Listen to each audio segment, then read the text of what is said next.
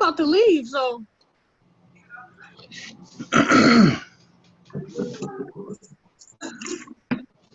Aspen, can you mute yourself?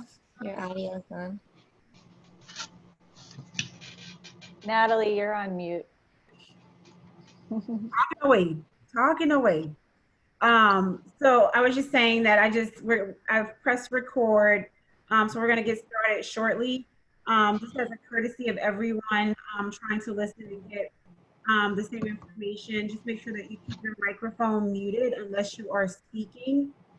There will be an opportunity for everyone to ask questions, but until that time, please be courteous of those that are presenting and keep your microphone muted. Thank you.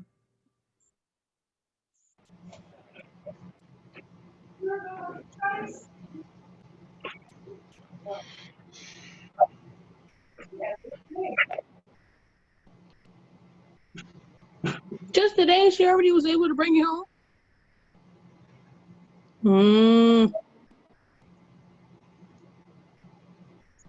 All right, so I think we can get started. Aaron is sharing his screen.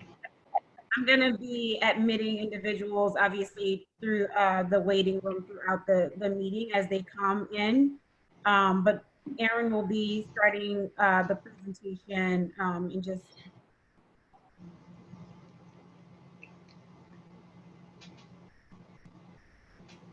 Thanks, Natalie.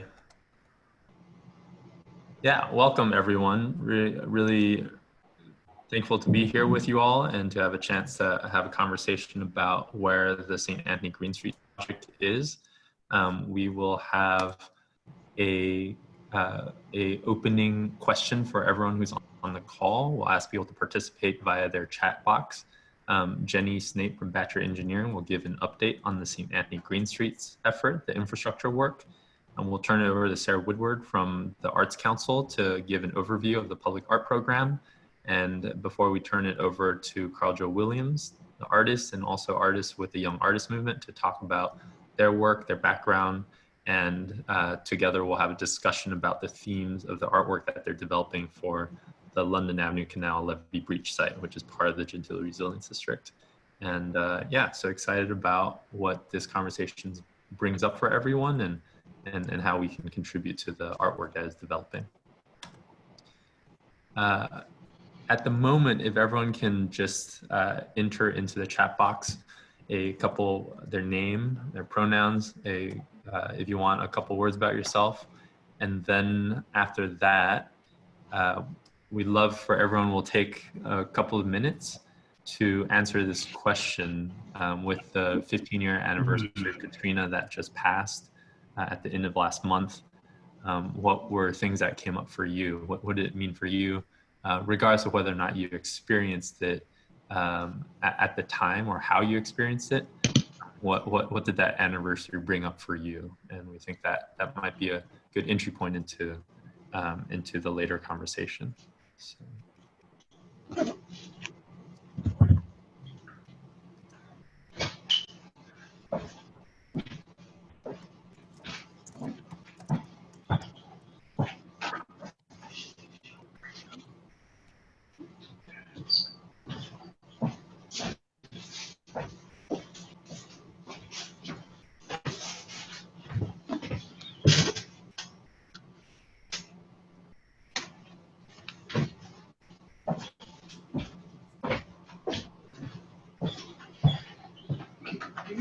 Chat box is.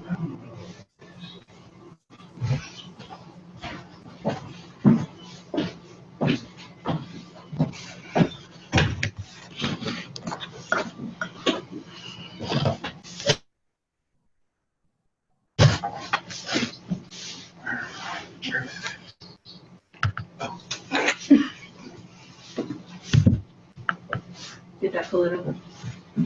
Okay, how do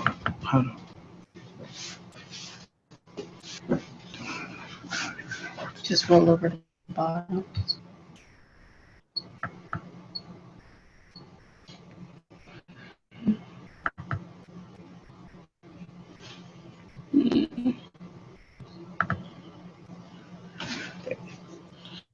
Oh, okay.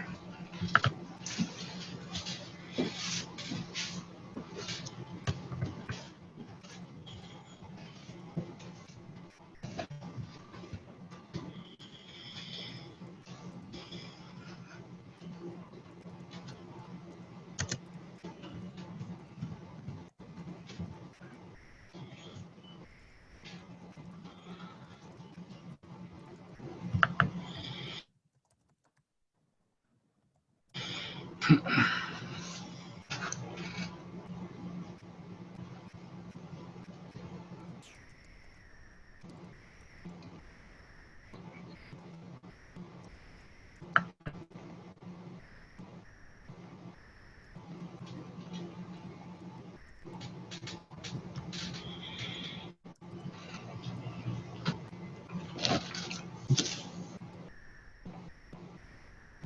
folks another minute to share their thoughts.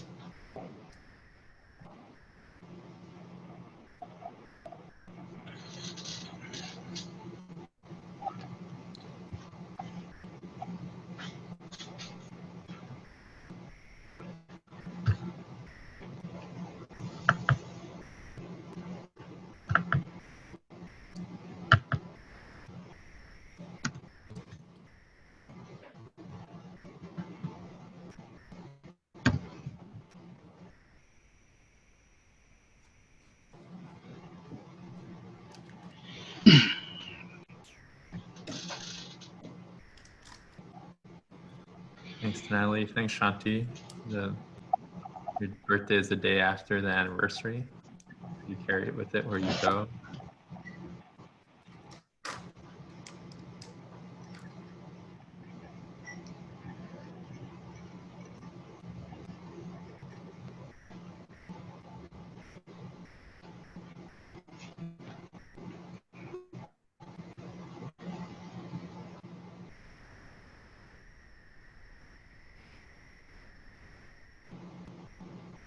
All right, any last thoughts?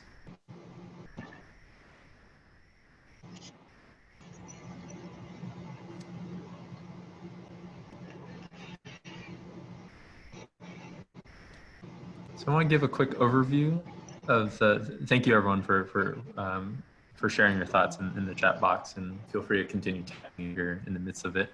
I want to give a quick overview of the whole Lantern Walk program and what's happening this week and next. And so we have a number of different elements. We have this online program, so we have 5 different opportunities for residents and stakeholders and project team members and artists who on calls like this. Each one has a different theme and a different discussion lead. Today's kickoff, again, is with the project team with Carl Joe Williams and the Young Artist Movement. On Saturday, we'll be with Courtney Egan, who's developing a public art piece for Fillmore Playground, and also Scott Eustace, who is a resident as well as a scientist with Healthy Gulf, to talk about plants and ecology. Next week, we'll have conversations with Langston Alston, and Peggy Roosevelt, who's on the call today, neighborhood resident and leader. We'll have a call with Brendan Palmer Angel and Tanya Jones, another resident, on the 17th. And so the Saturday calls will all be at 11 a.m. and then using the same links that you used to get onto this call today. And then the weekday calls are all in the evening at 6 p.m. We'll wrap up on the 19th. As residents have seen, each resident received a package in the mail. Actually, received a package in the mail. So we delivered about 760 of these to households throughout the neighborhood. And inside are these cards with images of prior artists' work, so people can get a sense of who's creating artwork for their neighborhoods. The artists also worked with us to develop these design activities in which we invite neighborhood residents to create and engage the same theme that the artists are engaging. And we're asking folks to share their work with us via email or via social media. And there's also a map and program that is a guide for people to visit these 9 different locations. So of these 9 locations, 6 of them are these double-sided solar-powered lanterns. And basically, if you were to go out this evening, you'll see that these lanterns actually light up and have images of the artwork that's proposed. So you can see in the top one on the left, you can see the mural that Langston Alston is proposing for Fillmore Playground. And so people can see that in its full color. And so we developed this whole program as a way to give people an opportunity to engage each other and to engage the project team and the artists, despite COVID, and hopefully some of these materials are not just but are meaningful as a way for people to get deeper into the work and to contribute. So yeah, those are the 3 parts: the online program, the packages that all households received. They're also on the city website. I can share that link later on if folks are interested in downloading them, if you don't live in the neighborhood. And then again, the lanterns and pillars in the field. So we encourage everyone to take a moment between now and the 20th to pay a visit to the St. Anthony neighborhood and to visit some of these locations. And the idea is that whether you're walking your dog, going on a bike ride, or looking for something to do outside of your home, that this gives people an opportunity to get out and see the proposed artwork in the spot where it's going to be installed. Any questions before I move on? And feel free to ask questions in chat throughout this presentation as well. There are a lot of people on the call who can answer any questions that might come up. I'm going to turn it over to Jenny to give an update on the infrastructure design work. Thanks, Aaron. I'm going to share my screen.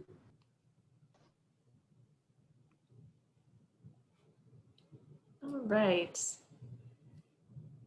So yeah, we wanted to give an update on where we are, what we've been doing and where we're at with the design. We're currently working on 90% design documents for the review from the city and other stakeholders. So I just wanted to give a quick project overview for anybody that isn't familiar with the project area and what we're doing exactly.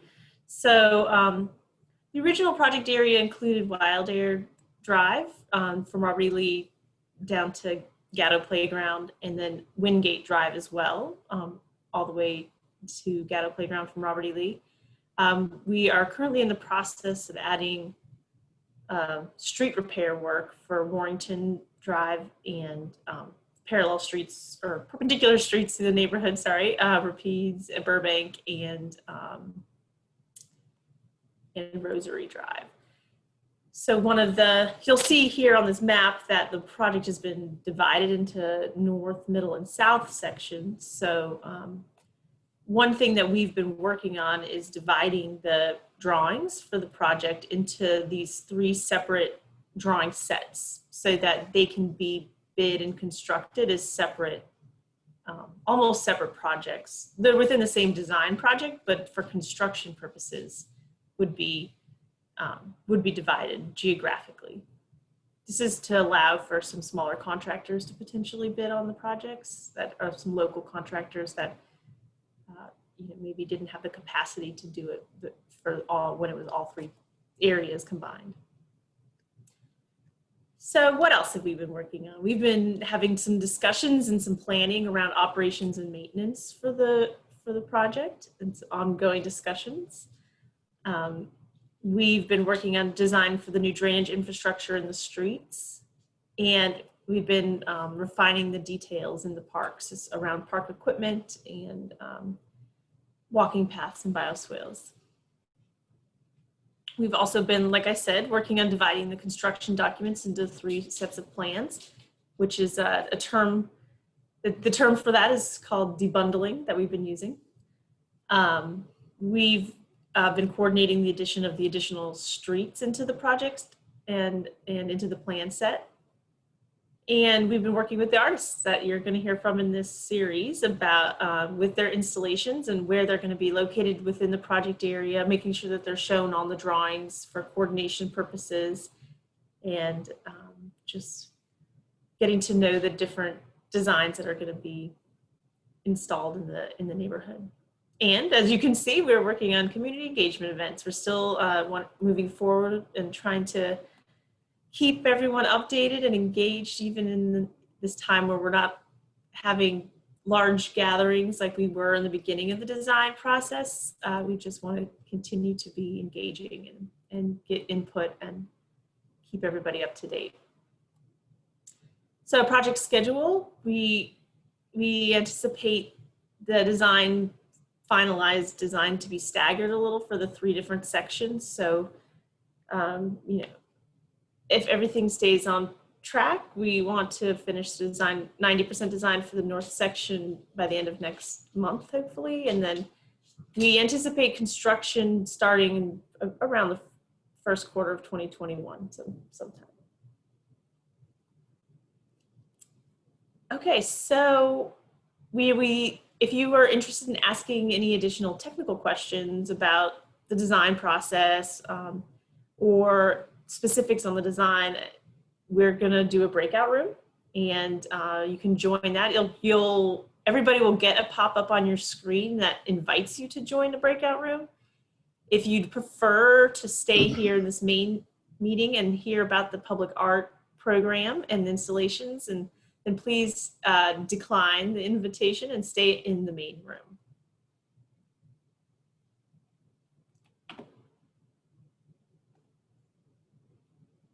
Oh, do I need to stop sharing for this to work? Thanks, Jenny. Yeah. I'll stop sharing. All right. Right. So I'm gonna.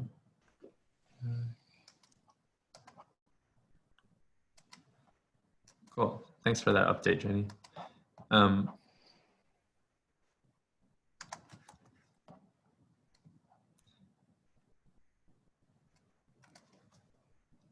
gonna turn it over. I think while again, like Jenny said, we'll set up a breakout room for anyone that wants to ask more specific questions about the infrastructure work. That's not required, of course. You don't have to accept that invitation. And we invite everyone also to stay in this main room. And Sarah will give an overview of the public art process and how we've gotten to this place where we have Carl, we have Yam, and we have 3 other artists developing new pieces for the neighborhood and for the Gentilly Resilience District. Cool. Thanks so much, Erin. Hey, everyone. So just to give a little bit of background, so I work with the Arts Council. We are the city's designated arts agency, and we were brought in order to help facilitate the public art component of this. And we really truly believe that, you know, public art can draw people in a totally different way and can speak to really complex issues that, you know, help people process and build awareness. And in particular, we really wanted the public art that we selected for this project to build awareness about, you know, the city's relationship with water, some of the major infrastructure, pieces of infrastructure that exist already, and what's going to be coming down the pipeline with green infrastructure improvements, and then to really kind of think about environmental challenges and to have the artwork really serve as a catalyst for changing our relationship to the environment. So we've had 2 kind of parallel parts of this program. The first is it really has been focused on working with professional artists who are interested in these themes around water and environmental resilience. So we have 3 public art projects that are going to result from our cohort of professional artists. And then simultaneous to that, which is really our focus for today, is 2 sculptural works that are being completed by youth artists from our Young Artist Movement program at the Net Charter High School in collaboration with artist Carl Joe Williams. So Erin, you can go to the next slide.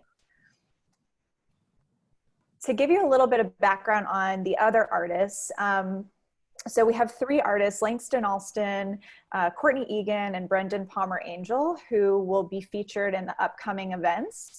And those artists were selected, the process really began last December 2019, where the Arts Council put out a call for artists, and anyone was invited to submit.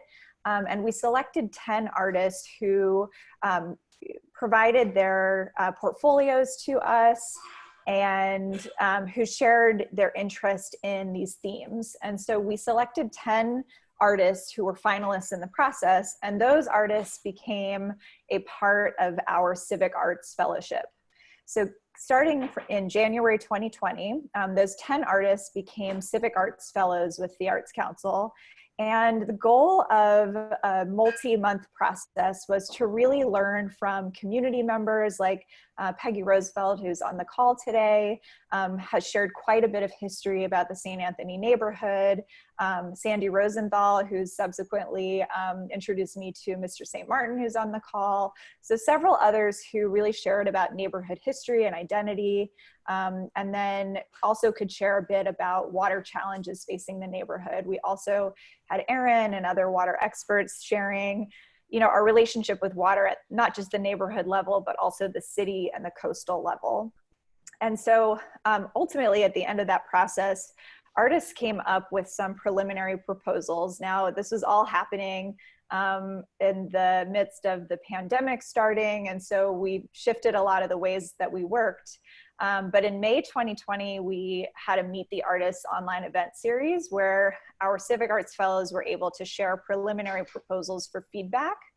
And based on that feedback, they developed their final proposals. And then in July 2020, we had a selection committee that included residents from the neighborhood, as well as experts in public art and design, who went on to select the 3 winning proposals.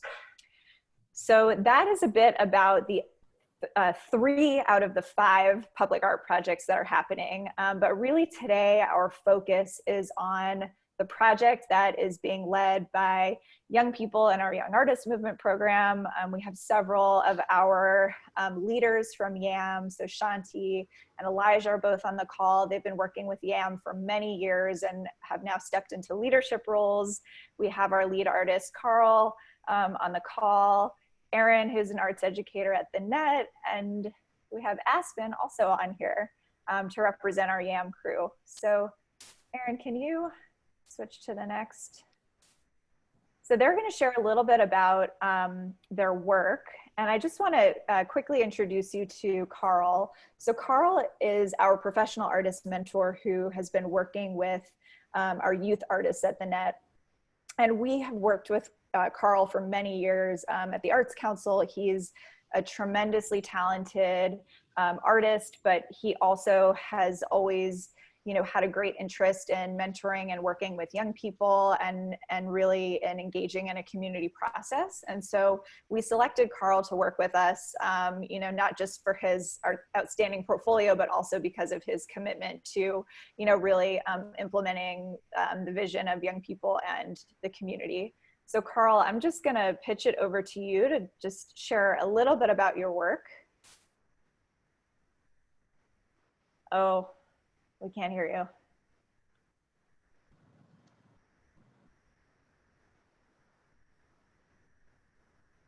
Oh no.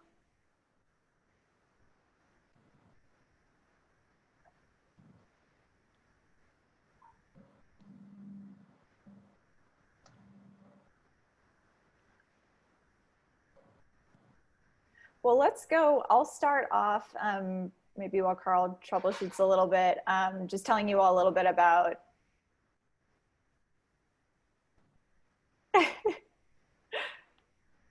Elijah, do you want to introduce Carl?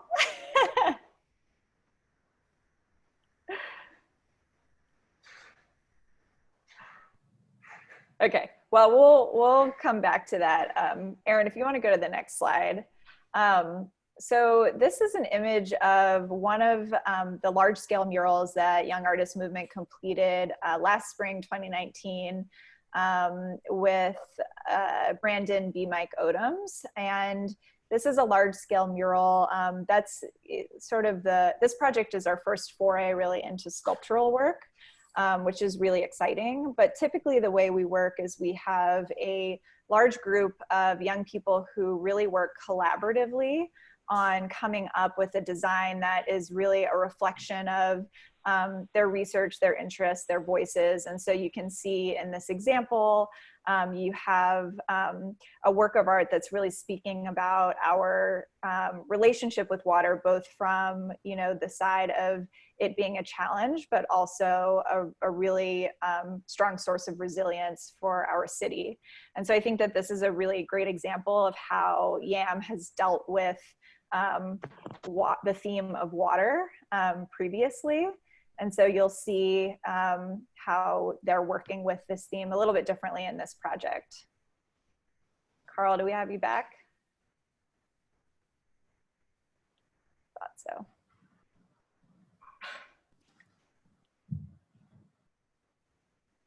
No. So I pulled those couple of images of Carl's work to share with you all, because I think seeing some of his past work helps really imagine what the sculptural proposal that Yam and Carl came up with will ultimately look like. So Carl's work, you know, is Hello. Hey. Hello. Yeah.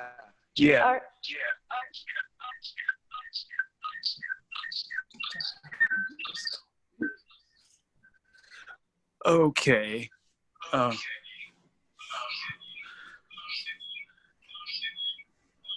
Is that happening? Next. If you're on multiple devices, don't have to mute one of them. So either your computer audio or your phone audio. That's what the feedback.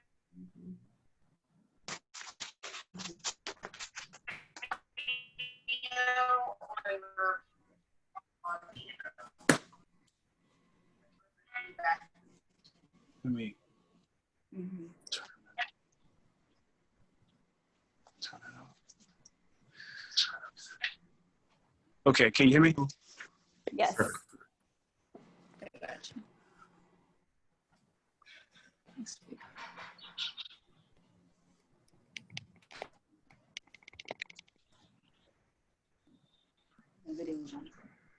Okay. These are two of my older pieces. One is at the Atlanta airport, and it was done on wood and acrylic, and it was sculpture. And a lot of my work is dealing with music, and in most cases is trying to tell stories of everyday people, sometimes based on personal history, and sometimes based on photography, and just really just kind of picking out stories that I feel like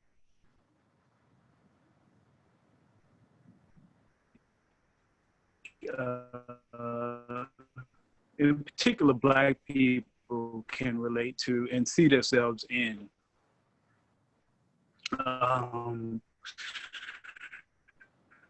The work I was doing with the students at the net, we started out by basically doing some research and trying to learn more about these issues about water, of creating public sculpture, creating public art in general. And we would go back to the net and we would create drawings, and we would talk, and we would have discussions. And we would just basically mine for information and mine for ideas. and I felt like it was my job to create more of a format for the work, in order to allow other people to be able to insert their own ideas about it. Their ideas about their neighborhood, ideas about how to create an environment that had more sense of a longevity, of thinking about the future of our community. So ultimately, the piece at the just ideas that kept reoccurring, and I thought of it as a sense of peace. If you look at still water, these are the kind of designs that you get, and I'm thinking in fractals and all of these kinds of ideas. The spheres, some of the text, ideas about resilience, and we did a lot of work, and we came up with a lot of just playing around with some of the ideas. And one of the sketches that I have, I'm not sure if it's in the presentation today, but we were thinking about, can yeah. Yeah, ideas, some of the words that we came up with. I did some drawings, trying to incorporate those elements into the piece, but nothing is written in stone yet. We're still trying to, me and along with the students are going to still kind of start to narrow these ideas down once we get more input from the community and some of their ideas, because we wanted to feel inclusive, and we really want it to be a record of staying a longer future. It's this idea of creating a future. So that's part of working out of. So ultimately, yeah, we're going to have two sculptures. One is going to be at the Rain Garden. And that sculpture, both of them started with this idea of it being a mural initially. But with this idea that the mural can change. There can be so many other ways to think about it. And ultimately, it started as a mural, and then it got ultimately because we had some feedback from the city. And I thought it was actually nice to be able to break those things down. So it was originally, I want to say, a 16 by 8 foot wall, similar to the one at the Levee Breach site. And it got broken down into 4 different smaller panels. And we wound up going to the Sewage and Water Board, and I was struck by the amount of bottles that was in and obstructing the water from coming out. It was tons and tons and tons of bottles. And, my thinking is, if this is something that we can do collectively to try to stop us, or at least be more conscious of what we do with our waste and how it's affecting our community and how it's affecting our environment. And, so it was important to be able to figure out ways to impart those kinds of ideas in the work. So juxtaposing bottle designs along with fragments of our daily life, how we building sidewalks, cracks in the pavement, that kind of ideas. And so Carl, just to clarify, since I don't have images of the Harmony work on this one, that one, the Harmony sculpture is actually stop number 6 on the map. And so you'll see when everyone goes out and does the lantern tour, and also in the mailer packet that everyone got in the mail, that there is an activity that really kind of engages with the plastic bottle waste and the Harmony sculpture. I think that for this discussion, I think if we can really hone in on the Levee Breach site, because we are still really interested, because that site is so important and significant from a historical and also an environmental perspective.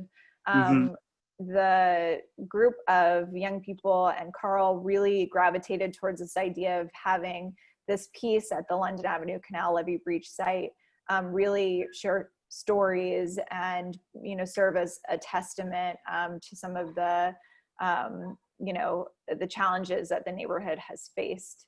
And so I think if we can kind of shift into just our discussion about what we're hoping to get from community members in terms of contributing, words and stories and images.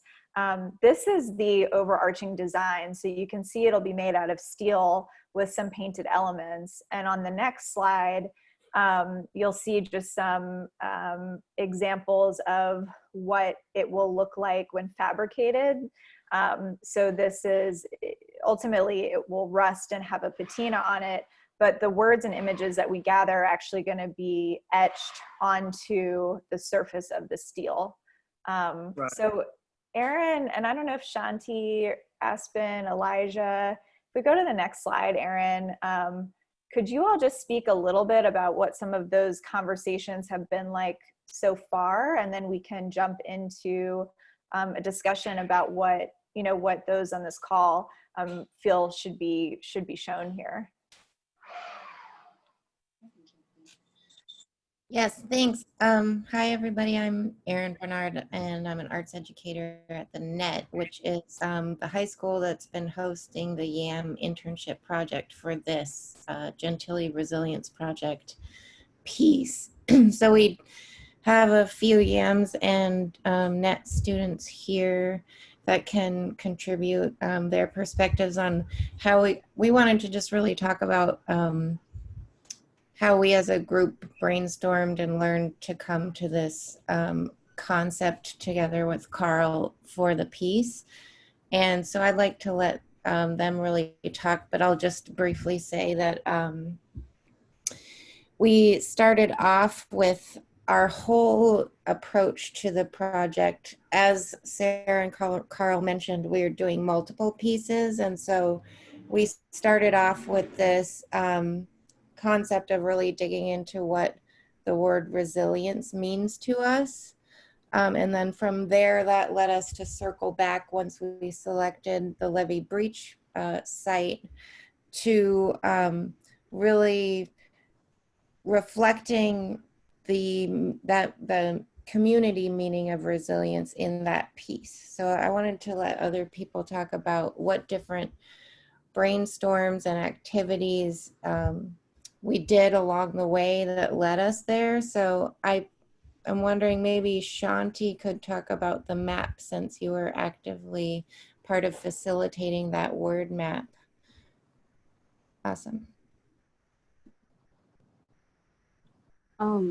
So that conversation sparked from, I guess just like the main word was resilience, and we tried to break it down further for ourselves and like the students. I know when I use the word resilience, it's kind of confusing for me because it like makes sense to me and it doesn't. It's like strong, coming back from something, like still like a big word in my head that I'm trying to like break down and like using a sentence kind of thing. So that's what I wanted to do for the students. That's what like me, Elijah, and Sly, and we were trying to like I guess just like create synonyms and like just break that word down so it could conjure up more images that we could use into like a public art project.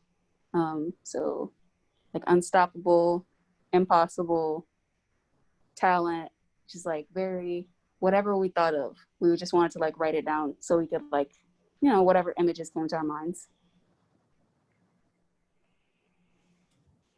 Thank you, Shanti. That's great. So what Shanti just mentioned about how like breaking down that word sort of translated to us thinking about what imagery went along with those words, maybe Aspen and Elijah, can you guys talk about what different kind of visual brainstorming we did with drawing and other elements to prepare for this piece?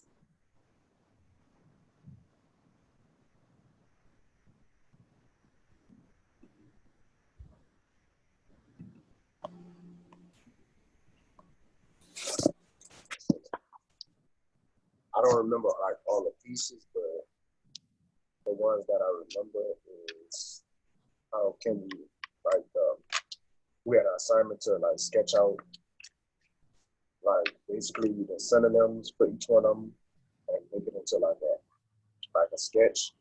And one I chose to do is like it was words put together that formed the art piece, and basically what I got from it is like an abstract feeling. It's like how resilience means like come back from something that you like it's hard to like come back from. So it's like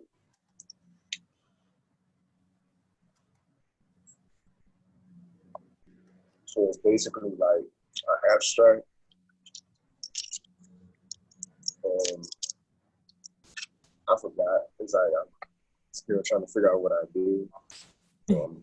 It's it's been a long time since we went into quarantine. Yeah.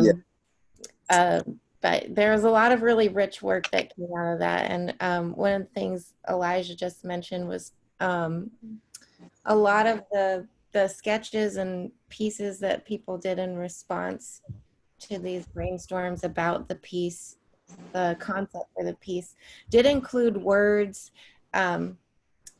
words in the actual imagery itself. And so I think that like points to this idea that we, together with Carl, are trying to gather the words that are relevant to the community and that really reflect the neighborhood experience and idea and concept of resilience. So Yeah. the other thing I would mention is that a lot of the visuals that we just did, like free drawing and cutting and other kinds of visual brainstorms that brought up a lot of like round and circular shapes that I think relate a lot to Carl's work in general. And so that sort of concept of the circles with the words and having all of that reflect the idea of community stories and community experience of resilience is like what brought all those pieces together. Like the piece Slide has sketched out with the water drop. I'm not sure what it he was like. I think it was made out of metal or something, but it was like it was a shape of a water drop. And I don't know if he still got that sketch. And I really like that sketch because it speaks a lot. Because it's like it's talking about like what Carl was talking about, like still water. Because it's like it could be like stillness and not moving, or it could be like stillness and like the still like the material still. So it's like it speaks a lot. Yeah, so I think that's a perfect segue into, as you can see, we've had, COVID threw a wrench into everybody's plans, but we had a series of really rich conversations with the artists at the Net, and we were ready and prepared in early March to start going out to community members and really gathering words, stories, images, photographs that could be incorporated into the piece. And so I think we can transition to the next slide, Erin. And we're really interested, especially in hearing from residents who are on the call. So Mr. St. Martin and Peggy and others who can help guide Carl and the students a little bit in terms of what should be represented here at this at the Levee Breach site in this sculpture. So some of the kind of just really thinking about the history of the neighborhood and sort of your future dreams for it. What does resilience mean to you? Sarah, if you can go back to the previous slide. One, being an educator and seeing a word map just warms my soul. But it's almost like you all spoke to the neighborhood already. Hurricane Katrina brought a lot of feelings and emotions. Of resilience being your centerpiece just speaks to everything. Of course, I lived in Mississippi for the first 4 years after the storm, and I went through a depression because I wasn't home. And seeing those words, it's almost like I can see it in that art piece with the circles, because I had to be flexible. I was determined to come back. The recovery process was long, it was slow. All those words just speak so much power into what the neighbors have gone through. My house is 5 houses from the breach, and we came back to the same place and just rebuilt. So seeing this word map, seeing these words brings like goosebumps across my body. I just love to see it. I would love to see the majority of these words etched into that piece because it just is moving.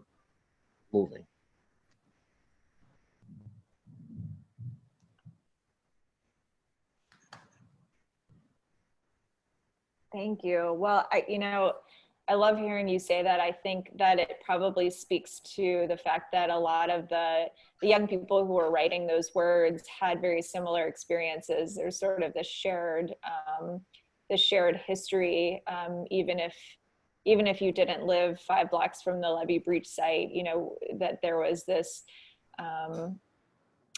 people were impacted in different but similar ways. And I think that the fact that the students have already identified a lot of those words is really telling and moving. Are there any in particular that you see on there that you gravitate to? Strength, flexibility, comeback, resilience, focus, determination, water. It just, if you feel the words, you feel those words. And at the end of the day, I think for me, it means so much that the younger generation are even thinking in this frame of mind right now, because at the end of the day, we can be resilient for now, but the sustainability lies in the hands of young people. We can, excuse me, fight that good fight for as long as we can during our time, but we have to pass this on to a younger generation because we are a city that faces really unique environmental challenges. More water is coming whether we like it or not. So the fact that young people are thinking in this accord, I think is very important.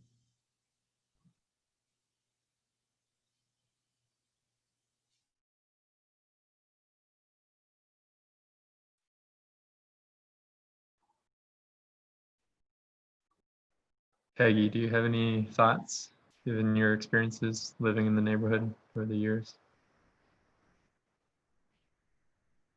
Yeah, I think the 2 words that jump out to me are the bubble that says hidden, unused.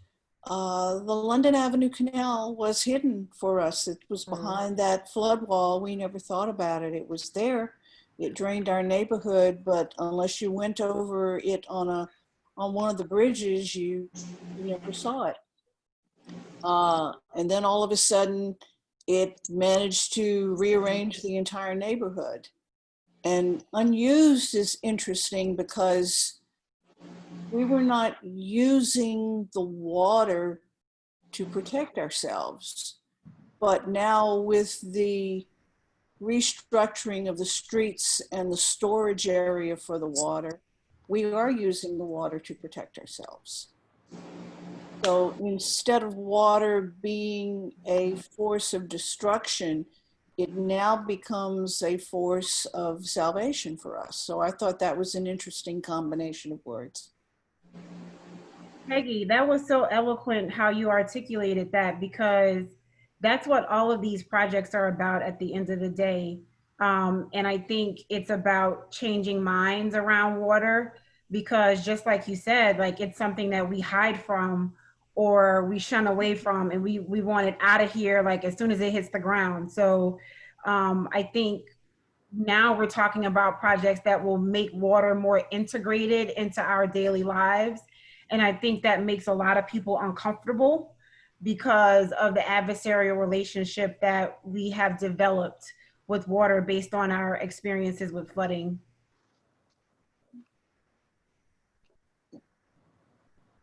Are there any words that aren't on here that you would add?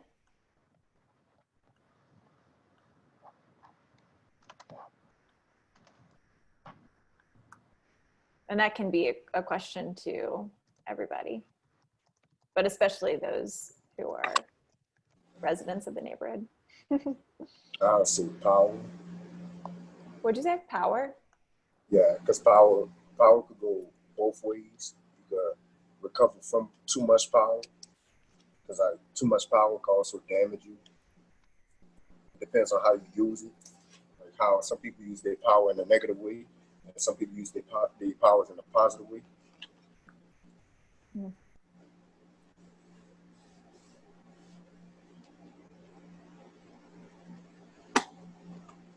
Out of the mouths of our future. That was a powerful word. Sorry, I didn't catch that. What I was said it? out of the mouths of the Oh future. yeah. Yeah, that I was gonna unmute and say power, and it came from our young, resilient student. I Wow. like that.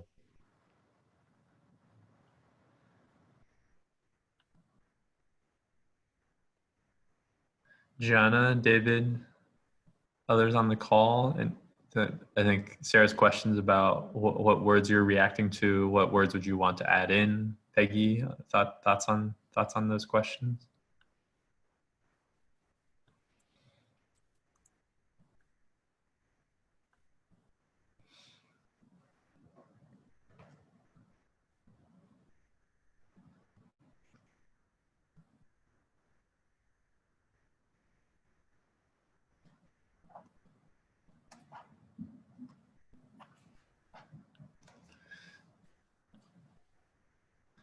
Deb wrote overcomers in the chat box. Deb, would you be willing to speak a bit more to that and what that means for you, either in chat or audially? Yes, to me, what it means is that New Orleans, I'm not originally from New Orleans, but I spent a lot of time here growing up, and I'm a resident now. But just through the years and through the storms, New Orleans has always been an overcomer.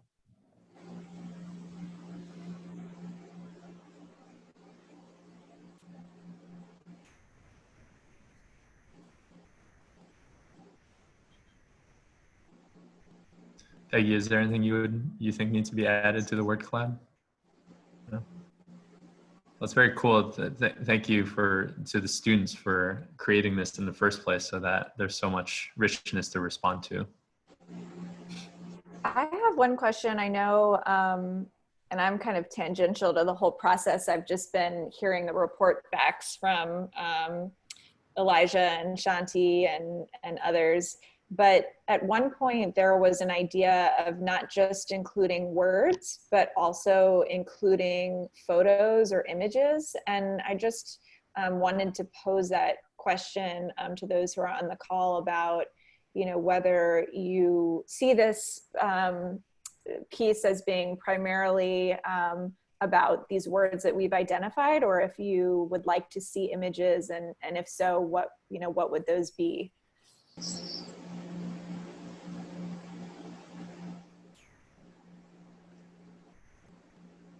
Yes, I think we're hoping to translate some of these words or other ideas, community input, into some imagery. I think Carl can clarify, but that there would be some imagery in the center of the circles. So it would be great to hear from everyone if imagery pops up in relationship to these words, or other kind of imagery that would go along with them. Actually, I think the strongest imagery is right next door to the sculpture in the Flooded House Museum. That's the image that sticks in my mind, is that what it looked like when we came back. And I was kind of hoping that the sculpture would be the positive end of the flood compared to the negative end, which is next door in the Flooded House Museum. I was looking for that as the resurrection, rather than the death. I agree 100%. The pictures evoke a lot of memories. I do understand there's a lot of visitors that come from out of town to the memorial, but for those people who live in the neighborhood and who lived through the disaster, it's hard to see those images daily. But when you see something positive, it means so much more. I know we do this for the neighborhood, we do it for the city and those visitors, but the people who live in the community, it can bring back some really hard and tough memories. I think something positive will go along a lot further. I think that's an amazing charge to take Yeah. these words and, Yeah. and interpret them in a positive way, and to think the entire sculpture, as Peggy is saying, as a counterpoint to the Flooded House Museum and that exhibit and the destruction that shows. So with kind of brute force. I also think this was something that was interesting when I first showed this piece to Sandy Rosenthal. She was so moved by it because she felt that a lot of the information that was, that's presented in the exhibit is very literal and historical, and as you said, kind of brings up these facts and challenging images that are just really difficult to deal with. And that in this piece, something about it being abstract and showing that flow of the water, that it just brought this element of healing to the space. And so that's, I just think, an incredibly impactful contribution that you both just made to help kind of shape where this goes.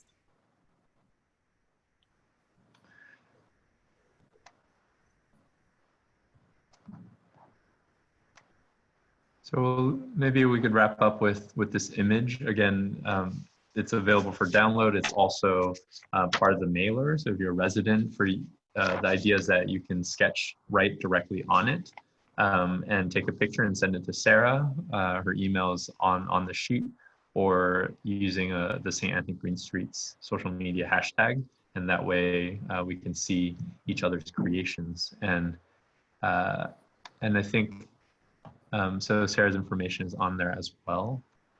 And as we wrap up, we just have a couple minutes, but so before we run out of time, encourage everyone on this call to take part in the coming events. Again, Saturday we'll be with Courtney Egan and Langston Olson. All these themes will come back up, but through the lens of plants and ecology, through the lens of neighborhood history, through the lens of water and infrastructure. So, and then we'll wrap up next Saturday with an opportunity for people to bring the things they've created and to share those. So hopefully this is a exciting week of seeing and observing and slowing down and seeing what's in the neighborhood, thinking about some of these themes, and hopefully through these activities, people being able to get their own ideas, thoughts.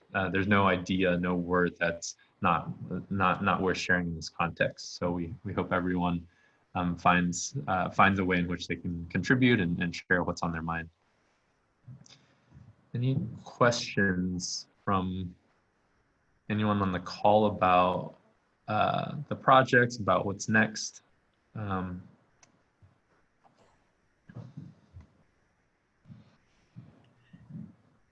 And just in closing, I want to let everyone know that the presentation, as well as the recording from tonight's meeting, will be available on the site, the webpage. And I shared that, shared the webpage for both the public art projects as well as St. Anthony Green Streets. I shared both of those links in the chat function. I just had a minor question. This is Jessie, and I apologize, my isn't working right now. I was wondering, in the Unity piece when did that get started? Like starting to really work on that particular art? I can just speak to the students started working with Carl in January of 2020, and so this year of January, and we intended to have the whole process finished in this community engagement and all of that at the end of the semester, so in around May, but of course we have been delayed by the pandemic. We're keeping in touch virtually, but yes, we start in January. Gotcha. Thank you. But the actual fabrication of it just started a couple of weeks ago, really. And so we're in a place where we're really trying to hone in on the final words that will be etched into it so that we can finish the fabrication process.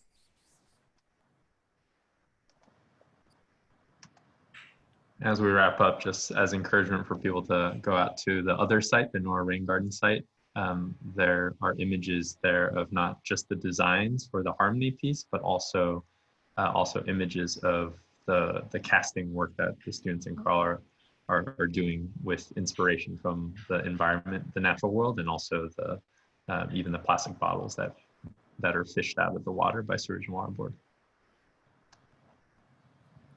All right, well, thank you, everyone. Thank you, Natalie, and to Citi for hosting this conversation, and to Sarah and Jenny for the updates and overview of both the St. Anthony and Green Streets project and the public art process, and to Aaron and Shanti and Elijah and everyone on the call, and to Carl for being here, and Peggy, Mr. St. Martin, everyone from the neighborhood that's here to engage in this conversation.